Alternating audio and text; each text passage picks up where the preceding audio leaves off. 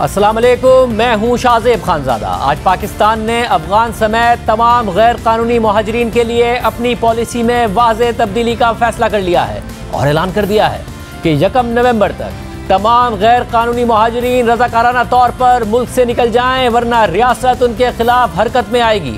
पाकिस्तान की सियासी और अस्करी क़यादत ने तमाम गैर कानूनी मुहाजिरीन को 28 दिन का वक्त दिया है और कहा है कि वो 28 दिनों के अंदर अंदर मुल्क छोड़ दें, वरना उनके खिलाफ कानूनी कार्रवाई करके उन्हें डिपोर्ट कर दिया जाएगा। साथ ही ये फैसला भी किया गया है कि अफगानिस्तान से पाकिस्तान में दाखिल होने के लिए तज़किरा समेत जो दीगर कानूनी दस्तावेज़ात दहाइयों से इस्तेमाल होती आई हैं, अब उनकी कानूनी हैसियत भी ख़त्म हो जाएगी और पाकिस्तान में दाखिले के लिए सिर्फ पासपोर्ट और वीज़ा ही वाहिद कानूनी दस्तावेज़ात तस्वुर की जाएंगी। सिर्फ यही नहीं, पाकिस्तान में गैर कानूनी तौर पर मौजूद गैर मुल्कियों के जितने भी कारोबार और असासे हैं, उनके खिलाफ भी कार्रवाई की जाएगी और उन्हें जब्त किया जाएगा। ये सियासी और अस्करी क़यादत की तरफ से एक बड़ा पॉलिसी फैसला है, जिस पर अगर मिनोअन अमल दरामद किया गया तो उसके पाकिस्तान और अफगानिस्तान पर असरात मुरत्तिब हो सकते हैं। आज निगरान वज़ीर आज़म की सरबराही में नेशनल एक्शन प्लान की एपेक्स कमेटी का इजलास हुआ, जिसमें वफाकी और सूबाई वज़रा समेत army chief general Asim Munir ने शिरकत की और इस इजलास में कई अहम फैसले किए गए। इजलास के एलामिये के मुताबिक मंशियात, स्मगलिंग, ज़ख़ीरा अंदोज़ी, अशियाए खुर्दनोश, करेंसी स्मगलिंग और बिजली चोरी पर जारी कार्रवाइयों को मजीद आगे बढ़ाने का इरादा किया गया है और पाकिस्तान में गैर कानूनी तौर पर मुक़ीम गैर मुल्कियों के इनखिला का फैसला किया गया है। अब पाकिस्तानी बॉर्डर से नक़्लो हरकत की इजाज़त सिर्फ पासपोर्ट और वीज़ा पर ही दी जाएगी। गैर कानूनी तौर पर मुक़ीम गैर मुल्की अफराद की प्रॉपर्टी और तिजारत के खिलाफ सख्त कार्रवाई की जाएगी। वज़ारत दाखिला के तहत टास्क फोर्स तश्कील दी जाएगी जो जाली शनाख्ती कार्ड्स, कारोबार और प्रॉपर्टी की जांच पड़ताल करेगी। एलामिये के मुताबिक ताकत का इस्तेमाल सिर्फ और सिर्फ रियासत का दायरा इख्तियार है।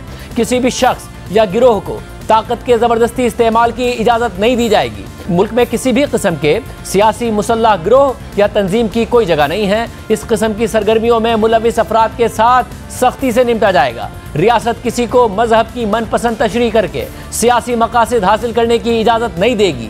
अक़लियतों के हुकूक और मजहबी आज़ादी इस्लाम और पाकिस्तान के आइन का हिस्सा हैं। रियासत इसको यकीनी बनाएगी। प्रोपेगेंडा और गलत मालूमात की मुहिम जोई करने वालों से साइबर कवानीन के तहत सख्ती से निपटा जाएगा।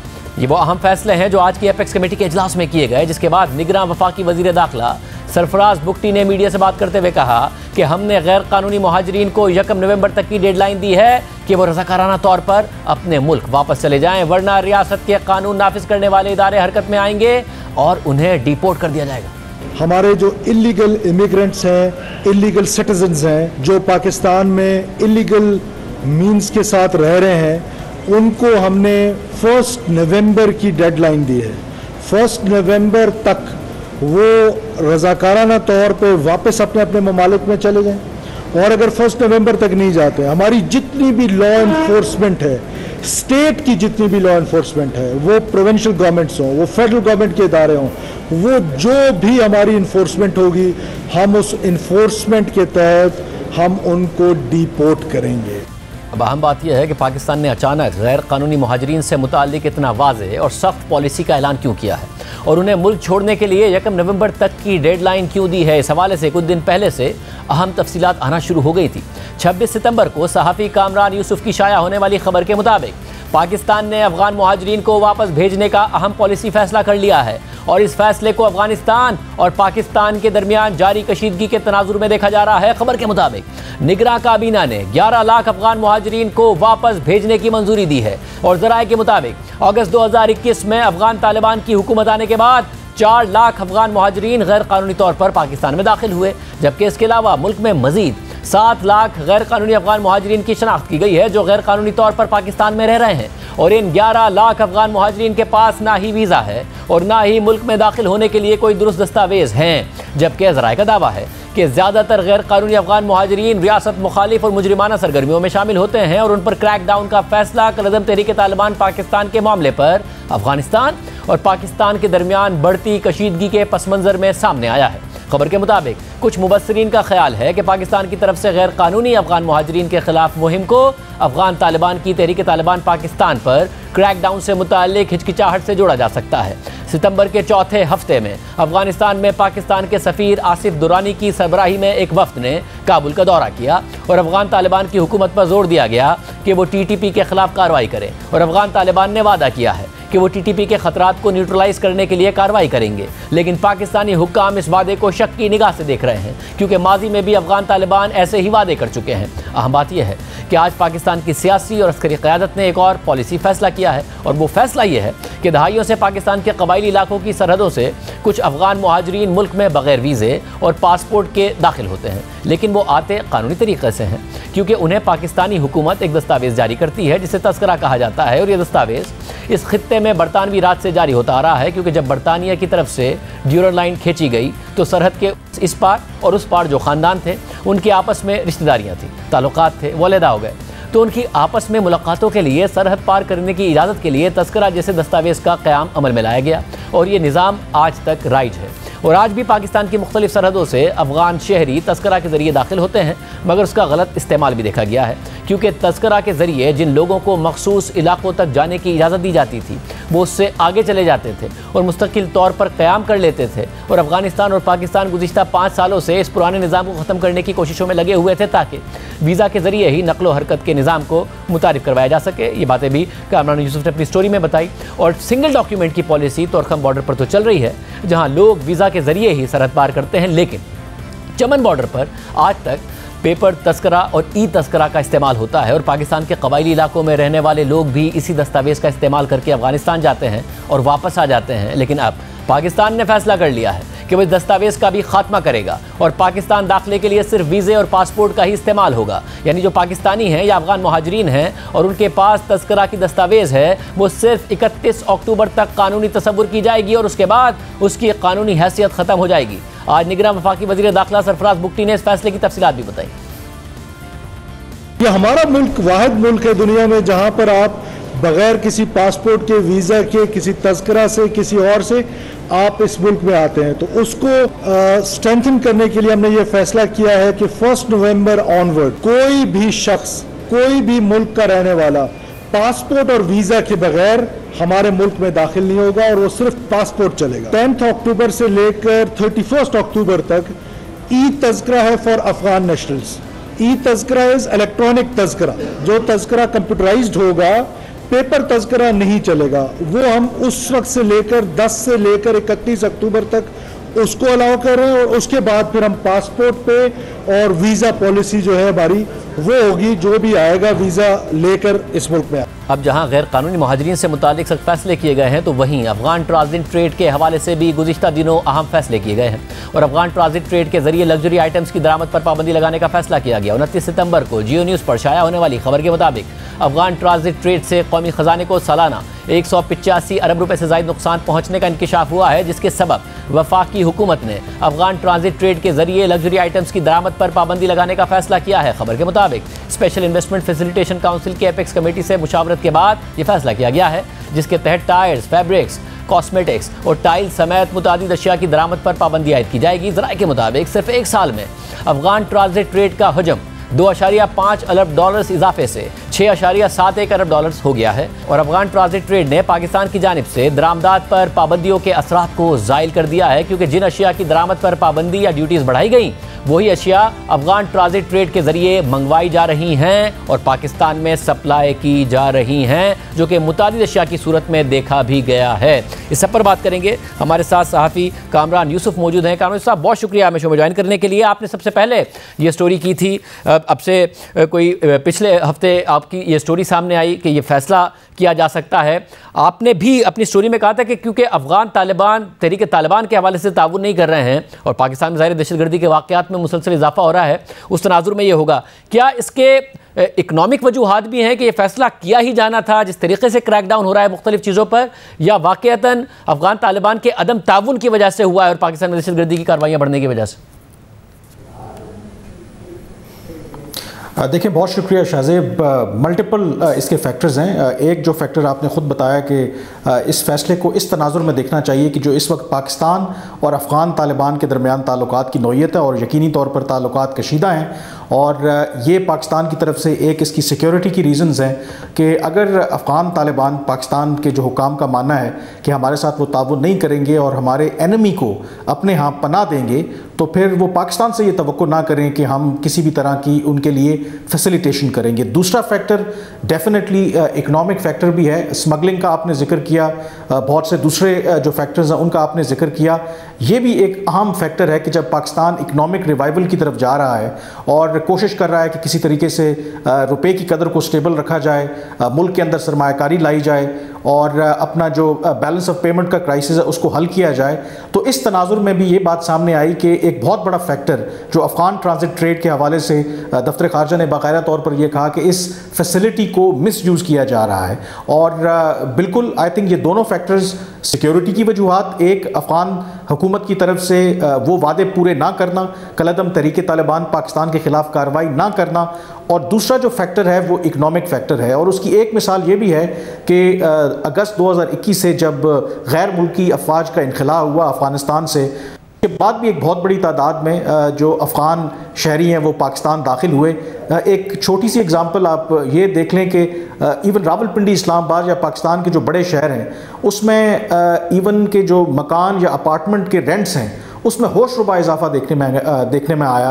तो पाकिस्तानी हुकाम का ये ख्याल है कि एक, अगर वो गैर कानूनी तौर पर मुकीम अफ़गान शहरियों को वापस भेजते हैं, स्मगलिंग के ख़िलाफ़ क्रैकडाउन करते हैं और बाकी इक़दाम करते हैं, उससे एक तो पाकिस्तान के जो सिक्योरिटी की जो सिचुएशन है वो बेहतर होगी, और फिर जो ओवरऑल जो इकनॉमिक सिचुएशन है उसकी रिवाइवल के लिए भी एक पॉजिटिव इम्पैक्ट आएगा।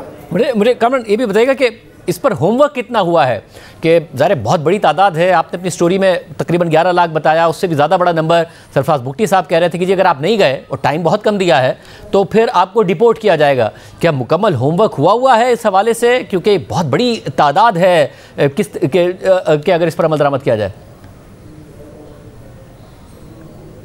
देखिए, जहाँ तक होमवर्क की बात है, बिल्कुल आप ठीक कह रहे हैं कि पहले जो वफाकी काबीना ने ये पॉलिसी की पहले मंजूरी दी थी उसमें 11 लाख का नंबर आ रहा था, और आज जो एपेक्स कमेटी में और वज़ीर दाखिला ने जो नंबर दिया वो 17 लाख की बात कर रहे हैं कि 17 लाख ऐसे अफ़गान शहरी हैं जो पाकिस्तान में गैर कानूनी तौर पर रह रहे हैं।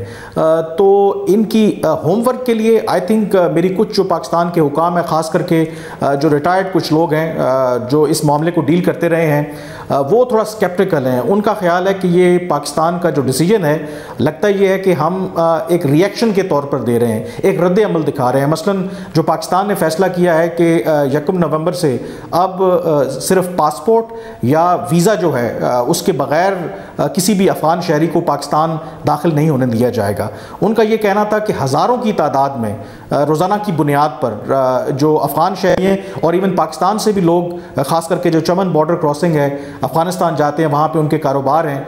तो अगर 1 महीने की डेडलाइन जो पाकिस्तान ने दी है, क्या पाकिस्तान ने वो infrastructure in international border crossing पर इस्टेब्लिश कर लिया है कि वहाँ पर लोगों को फैसिलिटेट करने के लिए अगर आप फौरी वीज़ाज़ इशू करें, तो इस तरह का इंफ्रास्ट्रक्चर जो है वो देखने में बिल्कुल नज़र नहीं आता। तो इसलिए ये एक बहुत बड़ा चैलेंज होगा।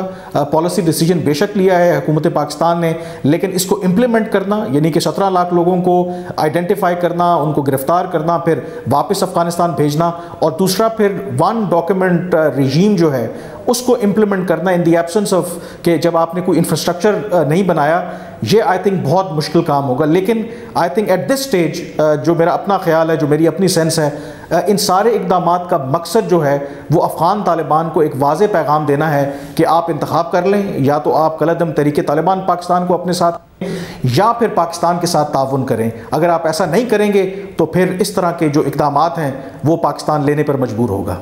बहुत शुक्रिया कामरान, इस हवाले से तफसीलात बता रहे थे। प्रोग्राम में आगे बढ़ते हैं। तहरीक इंसाफ और उसके चेयरमैन के सियासी मुस्तकबिल के लिए आइंदा आने वाले दिन अहमियत इख्तियार करते जा रहे हैं, क्योंकि अगले हफ्ते इलेक्शन कमीशन तहरीक इंसाफ और उसके चेयरमैन इमरान खान के हवाले से अहम केसेस की समाअत करेगा। इलेक्शन कमीशन की आज जारी होने वाली कॉज लिस्ट के मुताबिक 10 अक्टूबर को चेयरमैन तहरीक इंसाफ इमरान खान को ओहदे से हटाने की दरख्वास्त पर इब्तिदाई समाअत होगी।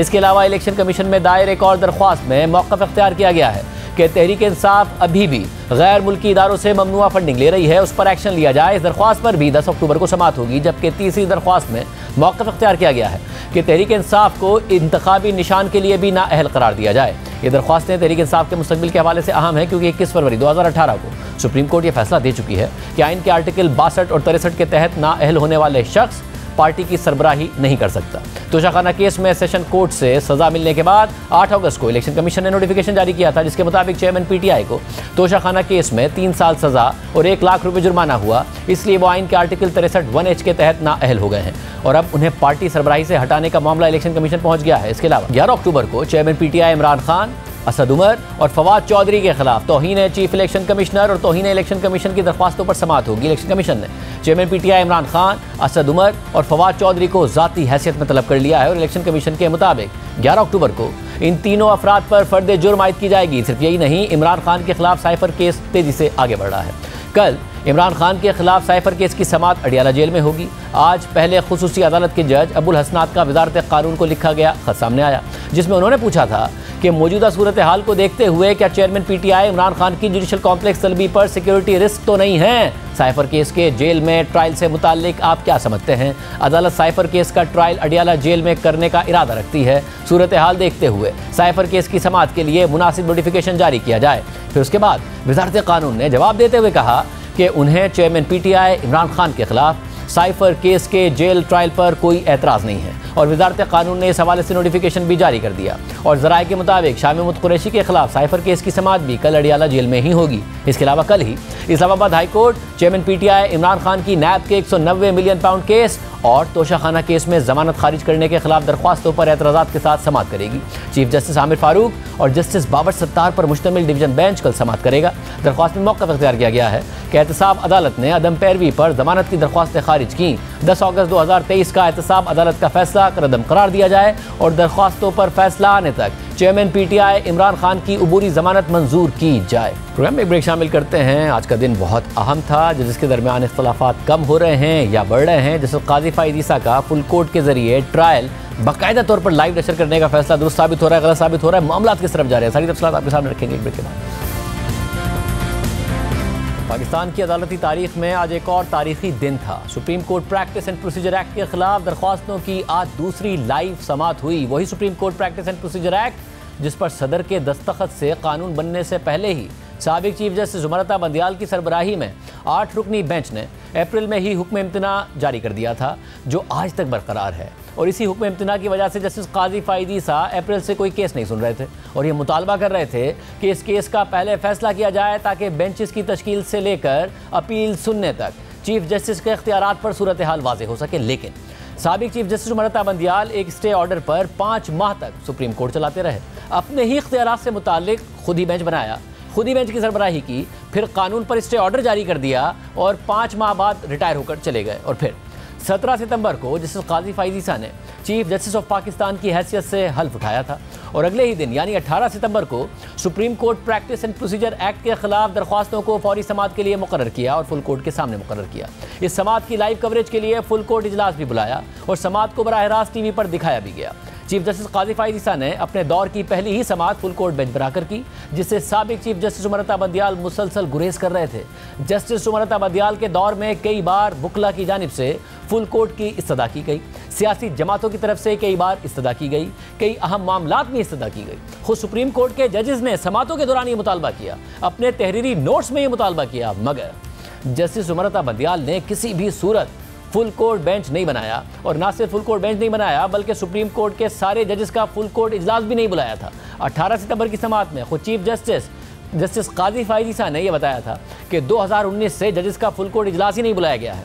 चीफ जस्टिस काजी फाइज ईसा ने ओहदा संभालते ही 18 सितंबर को सबसे पहले सुप्रीम कोर्ट के तमाम जजेस का फुल कोर्ट इजलास बुलाया और 18 सितंबर को ही सुप्रीम कोर्ट प्रैक्टिस केस की पहली समाअत हुई थी, जिसके बाद फरीकैन से 25 सितंबर तक जवाब तलब करके समाअत आज यानी 3 अक्टूबर के लिए मुकर्रर की गई थी। और आज इस केस की दूसरी लाइव समाअत हुई है। गुज़िश्ता समाअत की तरह आज की समाअत में भी जजिस के अहम रिमार्क सामने आए हैं। चीफ जस्टिस काजी फाइज ईसा ने समाअत के आगाज में ही रिमार्क्स दिए कि जंग का लफ्ज़ तो बहुत मायने खेज है, लेकिन बयान किया जा रहा है कि चीफ जस्टिस और पार्लियामान के इख्तियारात आमने सामने हैं। जंग का लफ्ज़ तो बहुत मायने खेज है, मगर एक हद तक चीफ जस्टिस के इख्तियारात और पार्लियामेंट का इख्तियारात आमने सामने बयान किया जा रहा है कि आ खड़े हुए हैं। हम में से कुछ समझते हैं कि ऐसी बात नहीं, कुछ समझते हैं कि शायद ऐसी बात है। अगर कल पार्लियामान एक कानून बनाती है कि बेवाओं को के केसेस को तरजीह दी जाएगी, ठीक है, ये पार्लियामान सुप्रीम कोर्ट के इख्तियारात में मुदाखलत कर रही है या नहीं कर रही है? Where any law or any provision of any law, according to you, affects the independence of judiciary, then it directly affects your fundamental right to access to justice, because part of the access to justice is access to an independent court. इसके बाद chief justice ने ये remarks दिए कि जब martial law लगे तो सब हथियार फेंक देते हैं। जब मार्शल लॉ लगते हैं फिर सब हथियार फेंक देते हैं, और फिर यहाँ इस कमरे में कितनी तस्वीरें लगी हैं जो फिर वो और भी भूल जाते हैं, फिर आप लोग भी भूल जाते हैं, सब कुछ ठीक होता है। मगर जब पार्लियामान कुछ करे तो उससे मीन में खें फिर हो जाती है शुरू। वहाँ भी जरा सर उठा लिया करें ना, हम नहीं मानेंगे ये बात को। आप आया करें, वहाँ भी पिटिशन लाया करें ना। सुप्रीम कोर्ट ने कितनी दफ़ा मार्शल लॉ को इंडोर्स किया है। फिर एक जजमेंट आया था कि जितने ये पहले जजमेंट हैं सारे गलत हैं और आइन पे पाबंदी होना चाहिए, ठीक है। तो अगर आप कहते हैं कि नहीं, आप उसी लकीर पे अटके रहे हैं, तो आप कह रहे हैं अगले मार्शल लॉ का दरवाज़ा आप खुलवाना चाहते हैं हमसे। इसके बाद एक मरहले पर चीफ जस्टिस ने माजी में सुप्रीम कोर्ट की जानिब से खुद नोटिस के इख्तियार के इस्तेमाल पर तनकीद का भी जिक्र किया, जिस पर जस्टिस एजाजुल हसन ने जवाब भी दिया। हिस्टोरिकली अब बात को देखें तो बहुत तनकीद की है वकीलों ने बिलखुसूस और समाज ने भी, कि सुप्रीम कोर्ट ने बेख्तियार 184(3) के तहत इख्तियारात। आप उन मामलों में भी चले गए हैं, इलेक्शन मैटर्स में चले गए हैं, रेट ऑफ वो क्या होना चाहिए, शक्कर की प्राइस की क्या होना चाहिए। तो अगर किसी को ये आपका फैसला नहीं पसंद आए तो कोई कुछ कर ही नहीं सकता है, बस खत्म ही हो गया। तो उनका ये कहना है कि अगर सुप्रीम कोर्ट अपने हद में रहती, पहली बात आपने हदूद की तजावुज़ किया है, इसलिए हमने ये ज़रूरी समझा कि हम कानून बनाएं और आपको याद दहानी करवाएं। मगर आप अगर याद दहानी नहीं करते हैं तो आप ही लोग, एक इस पर नज़रसानी का बहुत हदूद कम होता है, एक आप इस पर अपील सुन लीजिए, हो सकता है वही फैसले पे हम मोहर लगा दें और कहें जी बड़ा उम्दा फैसला था। 184 इज ओरिजिनल जुरिस्डिक्शन। उसकी अपील अगर कॉन्स्टिट्यूशन ने 185 में प्रोवाइड नहीं की तो कॉन्स्टिट्यूशन का मंशा नहीं था वो अपील प्रोवाइड करना। अगर ये मंशा है कि 184(3) की अपील प्रोवाइड की जाए, अब जो ओरिजिनल लॉ मेकर के जहन में डिफरेंट कॉन्सेप्ट था, then the only way to interfere in or provide an addition to or provide an adjunct to 184(3) is by way of a constitutional interpretation or constitutional amendment. इस तरह तो ये है कि लॉ मेकिंग में आप constitution को एक तरफ रख दें, कॉन्स्टिट्यूशन जो नहीं भी प्रोवाइड करती है आप कहें जी मेरे पास लॉ की पावर है, मैं एक अपील नहीं मैं 4 अपीलें दे देता हूँ। चीफ जस्टिस काजी फाइज ईसा ने दौरान समाअत साहब केसेस का हवाला देते हुए रिमार्क्स दिए कि पार्लियामेंट को तो छोड़िए, एक फर्द वाहिद को सुप्रीम कोर्ट ने इख्तियार दे दिया। इस पर जस्टिस मुनीब अख्तर ने आसमा जिलानी केस का हवाला देते हुए रिमार्क्स दिए कि सुप्रीम कोर्ट खुद ही अपने माजी के फैसलों को दुरुस्त करती रही। बात कर रहे हैं अमेंडमेंट ऑफ द कॉन्स्टिट्यूशन की। एक जजमेंट है जफर हादी शाह साहब का केस जी, वो पार्लियामेंट तो छोड़िए, उन्होंने तो एक फर्द वाहिद को सुप्रीम कोर्ट ने इख्तियार दे दिया, या वो फर्द वाहिद हावी हो गया कॉन्स्टिट्यूशन पे। मौलवी तमीज़ुद्दीन से शुरू करें, डोसो से शुरू करें, किससे शुरू करें, नुसरत भुट्टो की बात करें और ये जफर हादी शाह की बात करें। ये इन्होंने तो आप किधर हैं, आप तो बारीकियों में जा रहे हैं। उन्होंने पूरे शख्स को कह दिया तुम आइन से जो खिलवाड़ करना चाहो हम आपको दे देते हैं इख्तियार। ये इख्तियार आप बार बार आइन और कानून की बात कर रहे हैं, तो ये तो क्या जजों ने नहीं हल्फ तोड़ा अपना जब उन्होंने ऐसे फैसले किए कि नहीं फ़र्द वाहिद का इख्तियार कम ना हो, और फ़र्द वाहिद ने इस मुल्क की तबाही की है। मार्शल लॉ डिक्टेटर्स हो जाए या कोई और हो जाए, वो फ़र्द वाहिद होते हैं, वो इज्तिमाई सोच वाले नहीं होते, वो कहते हैं मैं खुद फैसला करूंगा, आपस में नहीं करूंगा। हम आपस में फैसले करने वाली बात है। आपको क्या फिक्र पड़ रही है कि हम कैसे फैसला करें आपस में, हम 1 करें या 3 करें? That the first time that this court upheld martial law was Doso versus State. In Asma Jilani, that judgment was declared not to be correct law. When deciding Asma Jilani case, was this court hearing an appeal against Doso? No. The court, if it wants to correct its past errors, it can do so. It doesn't need to have this kind of appeal in order to be able to do so. इसके बाद chief justice काजी फाइज ईसा ने उसको notice cases में appeal ना होने का हवाला देते हुए तहरीक इंसाफ के वकील उज़ैर भंडारी की मिसाल दी, जिस पर जस्टिस एजाजुल हसन और चीफ जस्टिस का मुकालमा भी हुआ। Suppose, I know it's an absurd example, but sometimes you have to give absurd examples to make a point. I, sitting in a bench, say Mr. Uzair Bandari always comes and wastes time of the court, and he takes up cases infringing violation of fundamental rights. He is prohibited from appearing before this court or any court in Pakistan where his license stands revoked. कर दिया. What can you do? Nothing. अगर मैंने किसी को appeal कर लिया तो बस वो हो गया, अब वो रह गया रिव्यू जुरिसडिक्शन। ठीक है, रिव्यू जुरिसडिक्शन की महदूद है, बस खत्म हो गई बात। It doesn't mean that every judgment that the Supreme Court gives is right. I mean, some judgments may be totally wrong. But the policy of law, and all over the world the policy of law is, there has to be a finality attached. If you keep giving appeals, then it is an endless exercise which would defeat the entire purpose of the judicial system. अगर मैं इजाज़ साहब की बात से एक हद तक agree करता हूँ और एक हद तक नहीं करता हूँ, और बता देता हूँ क्या है। एक है आपका आम केस, सिविल कोर्ट गया, डिस्ट्रिक्ट कोर्ट गया, हाई कोर्ट गया, आता हुआ सुप्रीम कोर्ट आ गया। ठीक है, यहाँ तो बिल्कुल फाइनलिटी होना चाहिए। ठीक है, हो सकता है हमने गलत भी कर दिया हो फैसले। ठीक है, हम वो वाली बातें कर ही नहीं रहे, हम 184(3) की बातें कर रहे हैं। इसका मतलब है ओरिजिनल सीरीज एक ही जजमेंट है, कोई और जजमेंट है ही नहीं। तो वो वाला कॉन्सेप्ट अगर हम, या तो आप कहें वही कॉन्सेप्ट पूरा इधर भी लगता है, चाहे आप एक करो तो फिर ऐसा करें, बाकी अदालतें बंद कर दें, सीधा सुप्रीम कोर्ट में आ जाएं, ख़त्म कर देते हैं केसेस को, टाइम भी बचेगा, लोगों के पैसे भी बचेंगे, सिविल कोर्ट जाएगा, फिर डिस्ट्रिक्ट कोर्ट जाएगा, हाई कोर्ट जाएगा, सुप्रीम कोर्ट को ख़त्म करें सारी अदालतों को, हम ये सारे फैसले कर लेते हैं। क्यों इतने हम पैसे खर्च कर रहे हैं? तो फाइनलिटी ऑफ कॉन्सेप्ट बगैर अपील के कहीं दुनिया में है कि एक अदालत एक फैसला करे, उसकी कोई अपील नहीं है। मुझे कोई एक दुनिया में एक एग्जाम्पल दे दीजिए। जस्टिस आयशा मलिक ने दौरान समाअत एक बार फिर फुल कोर्ट की सूरत में अपील का हक हासिल ना होने का सवाल उठाया, जबकि चीफ जस्टिस काजी फाइसा ने इस हवाले से रिमार्क दिए कि अगर 17 जजेस भी इतनी बड़ी गलतियां करने लगे हैं तो फिर अपील का हक होना ही नहीं चाहिए। अगर right of appeal substantive right दी है तो वो सब्सटैंटिव राइट को कंट्रोल कैसे कर रहा है एक कमेटी ऑफ 3 जजेस विच कैन देन डिसाइड कि कितने साइज बेंच बैठेगा और उस राइट को ब्लॉक कर देगा। अगर 17 जजेस या फुल कोर्ट भी इतनी बड़ी गलतियां करने लगे तो फिर राइट ऑफ अपील होना ही नहीं चाहिए। एक तो जवाब ये हो सकता है। तो ये मफरूज़ा पहले हम खड़ा करें, राइट ऑफ अपील किधर जाएगी? बिल्कुल नहीं होगी, ख़त्म, घर जाओ। अगर हमने सब फुल कोर्ट ने कर दिया या इस मिकदार में जजेस ने कर दिया कि वो अपील नहीं होगे, इसीलिए हम बहुत एहतियात से काम करते हैं कि ऐसे केस में तो राइट ऑफ अपील का सवाल नहीं पैदा होता। समाअत के आखिर में इस कानून पर तहरीक इंसाफ की सियासी राय से मुताल्लिक चीफ जस्टिस काजी फाइसा का तहरीक इंसाफ के वकील से मुकालमा भी हुआ।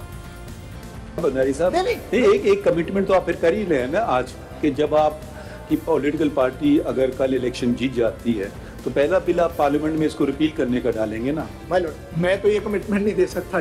अब इतना बुरा कानून है, फौरन रिपील करवा लीजिएगा। अब हम फिर पुराने उस पर चले जाएंगे। ये आप कमिटमेंट नहीं दे सकते, ये तो अच्छी बात है। इतना बुरा कानून है मगर मैं ये कमिटमेंट नहीं दूंगा। हो सकता है इसको कॉन्स्टिट्यूशनली प्रोटेक्ट करे, अगर अपील दे दें इसको तो शायद सूट करे, इसलिए देखिए ये बात असूली बात है। सुप्रीम कोर्ट को कवर करने वाले सीनियर सहाफ़ी असनाद मलिक साहब हमारे साथ मौजूद हैं। असनाद मलिक साहब, बहुत शुक्रिया मुझे में ज्वाइन करने के लिए। आपने बराह रास्त दायरे वहाँ बैठकर समाअत देखी है, नाजरीन ने टीवी पर ये समाअत देखी है। पहले आप भी तनकीद क्या करते थे, उन सहाफ़ियों में शामिल हैं कि जी एक तकसीम बढ़ती जा रही है जिसकी वजह से ख़ुद सुप्रीम कोर्ट का वक़ार मुतासिर हो रहा है। जिस मरतबा बंदियाल ना फुल कोर्ट का इजलास बुलाते हैं ना फुल कोर्ट बेंच बनाते हैं। फुल कोर्ट का इजलास भी हुआ, फुल कोर्ट बेंच भी बना और जजेस के ज़ाहिर इख्तलाफ राय सामने आ रहा है। एड्रेस वकील को कर रहे होते हैं मगर एक दूसरे को भी जवाब दे रहे होते हैं। आपके ख्याल में एक अच्छी सिमत में जा रहा है अभी तक, जैसे काजी फ़ाइज़ ईसा का टेन्योर और जो कुछ नज़र आ रहा है उस पर क्या कहिएगा? जी शाज़ेब, इख्तलाफ राय का कोई किसी ने एतराज़ नहीं किया कि जजेस में इख्तलाफ राय नहीं होना चाहिए। वहाँ मसला ये था कि डिसेंट को जस्टिस बंदियाल ने दबा दिया था। उनके जो मुखालिफ जजेस जो उनके नज़रिए से नहीं इख्तलाफ जो उनके नज़रिए के साथ नहीं थे तो उनको बेंचेस में साथ बिठाना छोड़ दिया। यहाँ ये हो रहा है कि वो काजी फ़ाइज़ा के नज़रिए से भी इख्तलाफ जो है वो सुना जा रहा है, उनको उनसे मुशावरत की जा रही है और यही खुशाइन चीज़ है। और मेरा ख्याल है कि इससे जो है वो डिबेट जितनी होगी हेल्दी होगी। एक तो ये जो फ्रस्ट्रेशन जजेस में थी कि हम ख्याल जजेस को ही बार बार बेंच में बिठाया जाता है वो ख़त्म हो जाएगा। अब ये है कि जिसकी दलील ज़्यादा जानदार होगी उस और वो जजमेंट जो है अपहेल्ड कर जाएगा। तो मेरा ख्याल है कि ये फुल कोर्ट की मीटिंग अगर जस्टिस बंदियाल भी अपने टेन्योर में कर देते तो उनके ही हक में सारी चीज़ें जाती थी। मालूम नहीं क्यों वो इस चीज़ से इतनाब करते रहे हैं। आज जो एक डिसेंट है उसको ओपनली जस्टिस काजी फ़ाइज़ा ने जो है वो हम देख रहे हैं कि वो उसको सुन रहे हैं। जो उनके खिलाफ भी जजेस हैं ये भी नहीं पता क्या पता वो मिनॉरिटी में चीफ जस्टिस हों और मेजॉरिटी जो है ओपिनियन दूसरी साइड पे हो। और असद ये बात ज़ाहिर नजर आ रहा है कि जब चीज़ें नहीं सामने आ रही थी तो ऐसा लगता था कि जजेस में इतने शदीद इख्तलाफात हैं कि मामला जो है वो तकरीबन एक दूसरे से बात ना करने पर, एक दूसरे की शक्ल ना देखने तक पहुंचा हुआ है। इख्तलाफ राय दुरुस्त कह रहे हैं कि बड़ी हेल्दी साइन होती है, इख्तलाफ राय होना चाहिए। बरक्स इसके के जैसे इफ्तिखार चौधरी के दौर में नजर आता था कि सारे के सारे जजेस एक ही राय देने लग गए थे, उस वक्त भी इस बात पर तनकीद होती थी। मगर इस वक्त ये जो इख्तलाफ राय नज़र आ रहा है, आपके ख्याल में जो मामलात हैं वो जो दीगर बेंचेस बना रहे हैं जैसे काजी फ़ाइज़ ईसा, उसमें भी वो गलतियां नहीं दोहरा रहे हैं जो जस्टिस उमर रज़ा बंदियाल ने की जिसमें दीगर जजेस को बिल्कुल साइडलाइन कर दिया गया था और हम ख्याल बेंच की इस्तिलाह सामने आई थी? देखिए जस्टिस काजी फ़ाइज़ा के सामने अभी 184(3) का बेंच उनके सामने वो केसेस जो पॉलिटिकल नेचर के सेंसिटिव हाई प्रोफाइल केस हैं उसमें वो जो अपने सीनियर जजेस के साथ मुशावरत के साथ क्या बेंच बनाएंगे, क्या क्राइटेरिया रखेंगे, वो अभी तक क्लियर नहीं है। लेकिन जो बेंचेस बन रहे हैं वो जैसे इजाज़त सरदार तारिक के साथ मुशावरत हो रही है और बताया जा रहा है कि ये कंसेंसस के साथ बेंचेस बनाए जा रहे हैं, न कि ये है कि 2-1 से फैसला होता है। तो ये खुशैन बात है। मेरा ख्याल है कि कुछ खदशात थे जजेस के इस हवाले से कि जी मुशावरत से ये वो, लेकिन जितना चीज़ें आगे जा रही हैं तो ये लग रहा है कि जिस तरह जुडिशल कमीशन में चीफ जस्टिस की जो जजेस अपॉइंटमेंट का इख्तियार कमीशन को दिया गया और वहाँ फिर जो है वो सारे जो जजेस के खदशात थे वो ख़त्म हो गए। यहाँ भी अगर कमेटी इसी तरह जो है वो काम करेगी और सारे जजेस को अपॉर्चुनिटी मिलेगी बेंचेस में बैठने की, अपने जो है वो फ्रीडम ऑफ जो उनकी राय है वो दे सकेंगे। अमूमन ये हुआ अब जिस तरह जस्टिस काजी फ़ाइज़ हैं पिछले 4 साल से किसी कॉन्स्टिट्यूशनल केस में उनको बिठाया नहीं गया। जस्टिस सरदार तारिक को हार्डली 1-2 केसेस में बिठाया गया। तो ये चीज़ जो है ये गलत थी और मेरा ख्याल है कि अब जस्टिस काजी फ़ाइज़ा इस चीज़ को से इज्तनाब कर रहे हैं और हमें अंदर से भी इतलात यही आ रही हैं कि जो वो बड़ा ग्रेस दिखा रहे हैं। और ये जो इतलात थी कि कोई वो पटिशन टेकअप करेंगे और जूनियर जजेस को आउट ऑफ टर्न जिनकी सुप्रीम कोर्ट में अपॉइंटमेंट हुई है उनको हाई कोर्ट भेज देंगे, ऐसी कोई सूरत नजर नहीं आ रही। और बड़ी हार्मनी ये भी बताएगा कि जाहिर खिलाफ वो चल रहे हैं। आपने एक बड़ी दिलचस्प बात की कि अभी तक ये भी नहीं पता, ये जो फुल कोर्ट का बेंच बैठा हुआ है, कि कहीं चीफ जस्टिस मिनॉरिटी में ना हो। अब चीफ जस्टिस फ़ाइज़ साहब एक ऐसी शख्सियत के तौर पर सामने आ रहे हैं जो खुद कह रहे हैं कि जी मुझे इख्तियार नहीं चाहिए पार्लियामेंट पार्लियामेंट की सुप्रीमेसी की बात कर रहे हैं, दीगर जजेस जस्टिस अतर मिनल्ला हों, जस्टिस मंसूर अली शाह हों, जस्टिस मंदू खेल हों, जस्टिस सरदार तारिक हों, वो भी ये बात कर रहे हैं। मगर जब आप ये कह रहे हैं कि कुछ नहीं पता, चीफ जस्टिस मिनॉरिटी में भी हो सकते हैं, हो सकता है कि ये जो प्रैक्टिस एंड प्रोसीजर एक्ट है ये स्ट्राइक डाउन ही हो जाए, तो आपको लगता है उस सूरत में भी जो एक और काम नहीं किया जस्टिस सुमरता बंदियाल ने, वो ये कि जी खुद ही सुप्रीम कोर्ट अपने रूल्स बनाती, खुद अपने इख्तियारात को डाइल्यूट कर देते चीफ जस्टिस सुमोटो के हवाले से, बेंचेस बनाने के हवाले से, वो उन्होंने नहीं किया। तो फाइज साहब उस तरफ जाएंगे, इसकी तवक्को उनसे की जाए? जी बिल्कुल।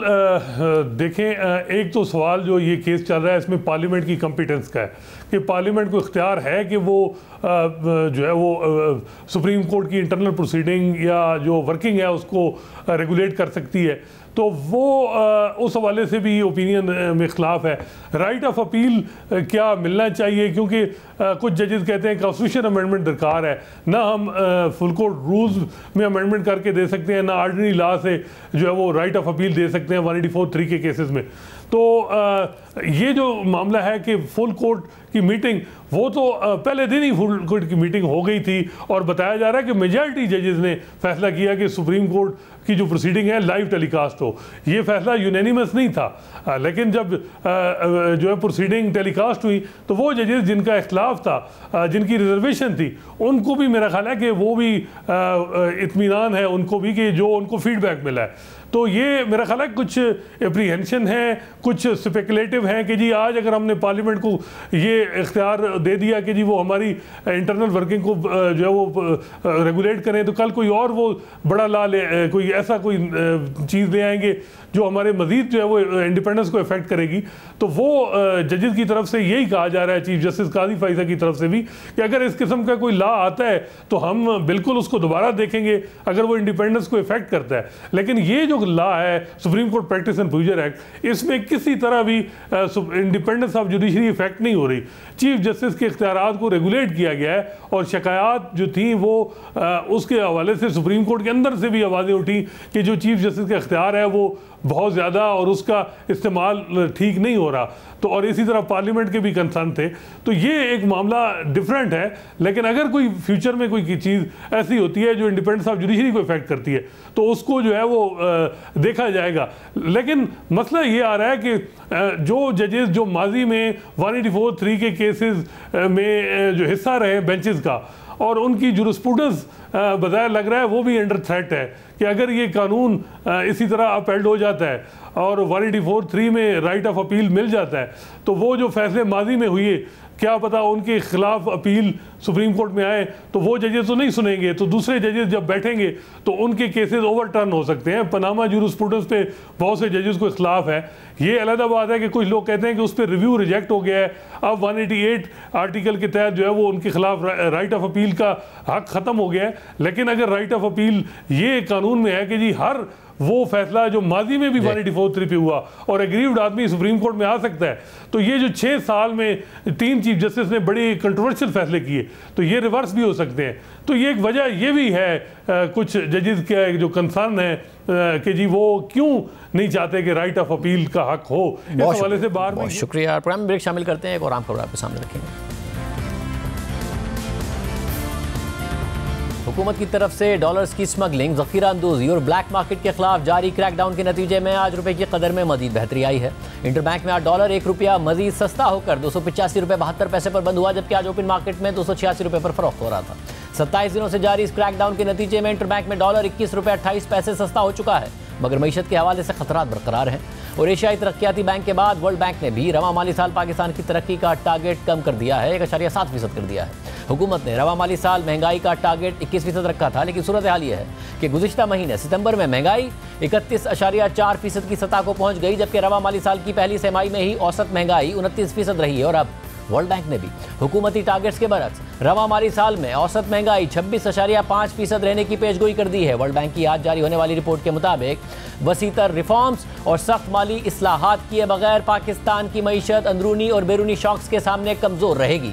माली साल में तरक्की की शरह 1.7% रहने की तवक्को है। कमज़ोर करेंसी और बिजली की बुलंद कीमतों की वजह से महंगाई का प्रेशर बरकरार रहेगा। जबकि कर्जों पर बुलंद सूद की अदायगी की वजह से माली खसारा सिर्फ मामूली तौर पर ही कम हो सकेगा, जबकि रवा माली साल महंगाई 26.5% रहने का इम्कान है। इसके अलावा वर्ल्ड बैंक ने अपनी रिपोर्ट में पॉलिसी इस्लाहात पर जोर देते हुए गुर्बत मिटाने के लिए बेनज़ीर इनकम सपोर्ट प्रोग्राम का बजट नाकाफी करार दिया है और साथ ही गाड़ियों की खरीदारी, अखराजात में कमी, तनख्वाह और पेंशन स्ट्रक्चर में इस्लाहात पर जोर दिया है। वर्ल्ड बैंक के मुताबिक गुज़िश्ता 20 बरस से पाकिस्तान में गुर्बत में इजाफा हो रहा है। माली साल 2023 में गुर्बत की शरह बढ़कर 39.4% हो गई, जबकि 1 करोड़ 25 लाख अफराद गुर्बत की लकीर से नीचे आ गए, जबकि माली साल 2022 में गुर्बत की शरह 34.2% थी। रिपोर्ट के मुताबिक पाकिस्तान में दरामदी फ्यूल पर इन्हिसार की वजह से एनर्जी प्राइसेस ज़्यादा हैं। एनर्जी टैरिफ कम रखा गया, जिसके बायस गर्दिशी कर्जे के मसाइल बढ़े। एनर्जी सेक्टर में इस्लाहात नागुज़ीर हैं, जबकि डिस्ट्रीब्यूशन और ट्रांसमिशन के मसाइल भी हल करना होंगे। जबकि इसके अलावा वर्ल्ड बैंक ने टैक्स में छूट कम करने और रेवेन्यू बढ़ाने, रिटेल, ज़राअत और प्रॉपर्टी सेक्टर में टैक्स वसूली के लिए इस्लाहात, इनकम टैक्स में इस्लाहात और मुख्तलिफ अशिया पर दरामदी ड्यूटीज़ पर इस्तिस्ना में भी कमी का मुतालबा किया है। जबकि तवानाई के शोबे में सब्सिडीज़ में कमी और ज़ीरो रेटिंग महदूद करने की सिफारिश की गई है। जबकि इसके अलावा मुख्तलिफ सरकारी इदारों में बेहतरी के लिए निजी शोबे की शमूलियत, रियायती टैक्स रेट्स के खात्मे और मुख्तलिफ शोबों पर ज़ीरो रेट टैक्स महदूद करने, अखराजात पर काबू पाने और तवानाई समेत पायदार मुआशी इस्लाहात पर जोर का मुतालबा किया है। वर्ल्ड बैंक के मुताबिक पाकिस्तान में तरक्याती अखराजात कम और गैर तरक्याती अखराजात ज़्यादा हैं, जबकि महंगाई और माली खसारे में इजाफा रुपए की गिरती कदर के नतीजे में हुआ है। आज के प्रोग्राम में इतना ही। इजाज़त दीजिए। अल्लाह हाफ़िज़।